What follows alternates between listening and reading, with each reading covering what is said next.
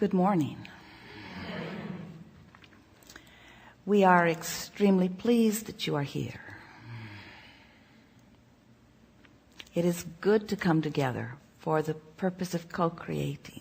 Do you agree? Yes. We're having a little conversation with Esther. We're all considering letting you in on it.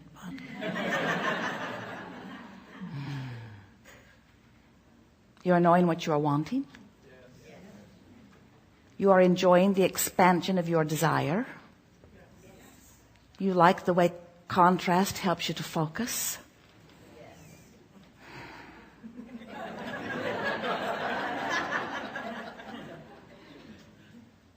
You like the way contrast helps you to focus.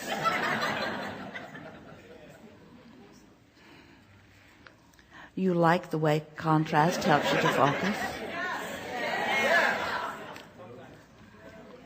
You like the... We're sort of caught in an endless loop here, but then so are you. It's sort of that way, isn't it? Where contrast helps you to focus, yes? Whether you like it or not, it does. And sometimes it causes you to focus clearly into a new awareness of what is wanted while you're standing smack dab in the middle of the very opposite of what you want. Isn't that a tricky thing? To have life help you know clearly what you want while it's pointing right at what you clearly know you do not want. And then some smart aleck, non-physical, rentless, jobless consciousness says to you, the contrast is a good thing because it does cause you to focus your desire into being. And sometimes you say to us, through your thoughts, through your words, through your behavior, that even though your desire is focused into a sharp, clear new place, it doesn't feel so good to you until all of you is focused in the direction of that. It doesn't feel so good until all of you is focused in the direction of that. And we want to help you to understand that the only reason anything doesn't feel good to you is because part of you is focused in one direction while another part of you is focused in another. In other words, it's only ever split energy that causes you to feel discord or discomfort. And so you might ask yourself, we certainly want you to ask yourself, well, what's causing the split? In other words, if I don't feel good, and I accept Abraham's premise that that must mean that there is split energy, then what's going on in this focus? What does that mean? What am I focused on? What am I, in my physical body, focused upon that is preventing me from really feeling good? When I really feel bad, what's that about? And we want you to remember, and if you can remember this, then everything will become very easy and clear for you forevermore. Negative emotion always means that the larger part of you is focused upon what you do want while you are focused upon its absence. It is just that simple. Do you understand that you are eternal beings? These are sort of frivolous words that are offered by our human friends. Oh yeah, we're eternal, you say. But do you really get what that means? Do you really understand that before you were focused in these magnificent bodies, that you were focused in non-physical, and that long after you are not focused in this physical body, that there is a non-physical version of you that is focused? There is a focused version of you who knows your value and knows your well-being and knows what you want and is focused upon it. And whenever you feel less than good, less than really, really good, less than spectacularly good, it always means the same thing. You're focused in opposition to that which the larger part of you is focused upon. So, as we've been visiting with you over a number of years, we've been talking to you about how you are the creator of your own reality. And some of you like the sound of that, especially when things are going well. But when things are not going so well, you would clearly like to let someone else have the blame for creating your own reality. Seems like one of those misbehaving people should take more credit for what's going on in your experience. And we want you to know that once you come to the full understanding that everything that is coming to you is coming in response to the vibrational offering that you've got going on. We've been talking to you for a long time about your point of attraction and how the thoughts you think cause you to emit a vibration, and that vibration is then matched by law of attraction, and things that match it come back to you. So it's not just acquaintances or rendezvous with other people. It's rendezvous with circumstances and events. It's rendezvous, timing and rendezvous with all kinds of things. It's even the rendezvous of your own thought, the rendezvous of your own memory, the rendezvous of your own expectation. You have a vibrational basis of attraction going on all the time, which you can change at the drop of a hat.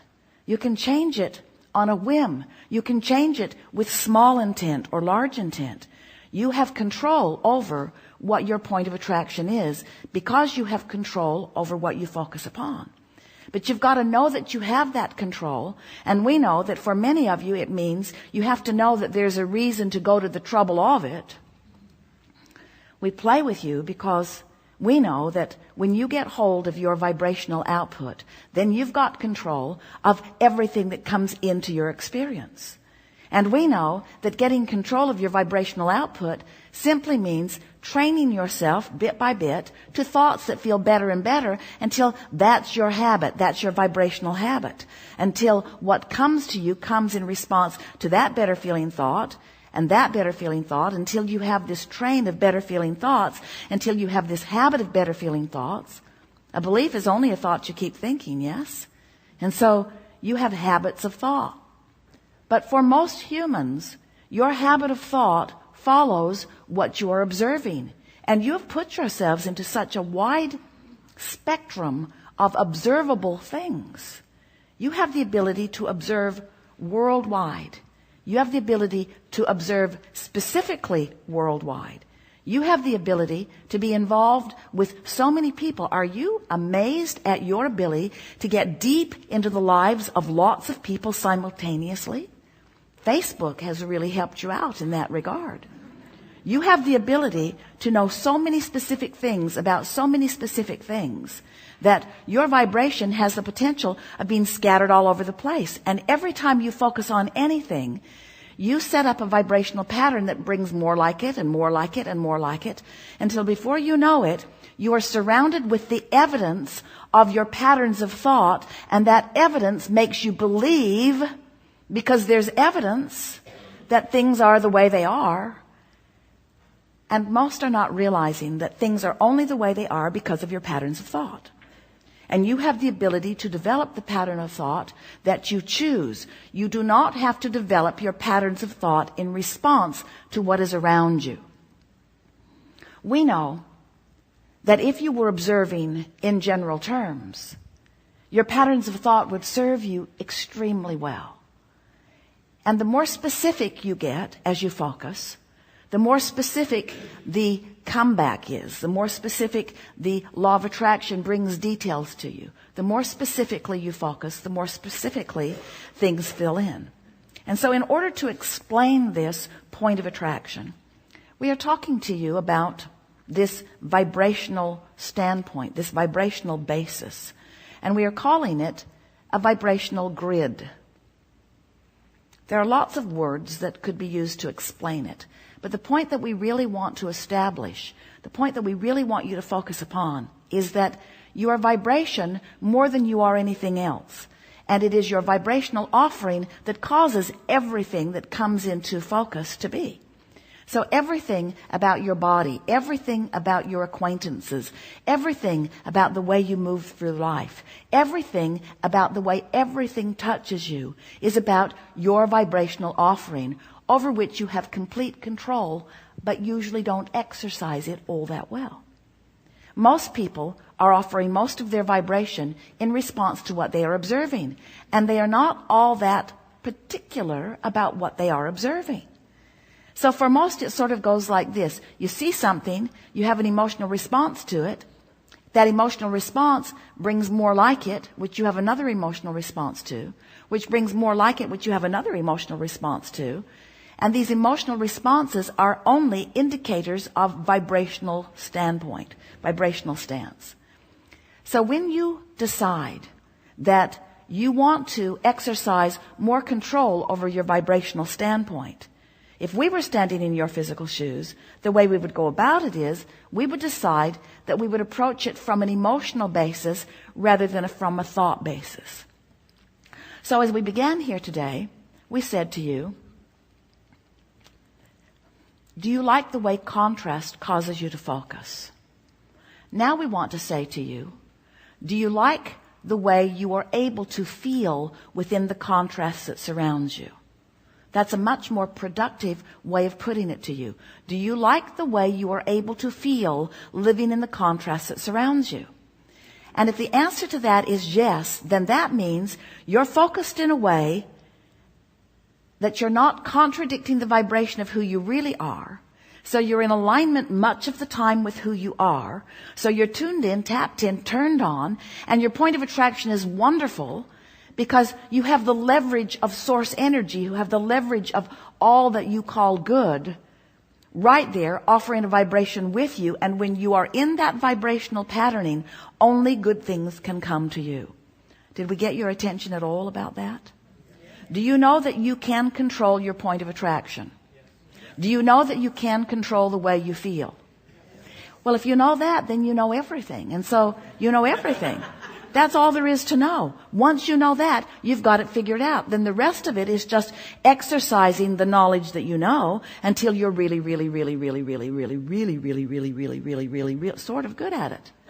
Till you're just sort of kind of good at it. You don't have to be really good at it. You just have to be sort of kind of good at it. Because if you're sort of kind of good at it, then sort of kind of good things keep coming to you. And the more things come that you appreciate, and the more you do appreciate, the more you focus upon those things that you appreciate, then the more you practice that vibrational patterning. So when we talk about your point of attraction, we're talking about all of the things you draw to yourself. Yes. But we're talking about much more than the cars you bring or the money you bring or the physical friends you bring. We're talking about your bringing to yourself, better said, your allowing of yourself, better said, your blending with yourself. You're allowing the blending of who you really are to be present and focused in this time-space reality, in this precise moment in time. You know what are the things you like to do?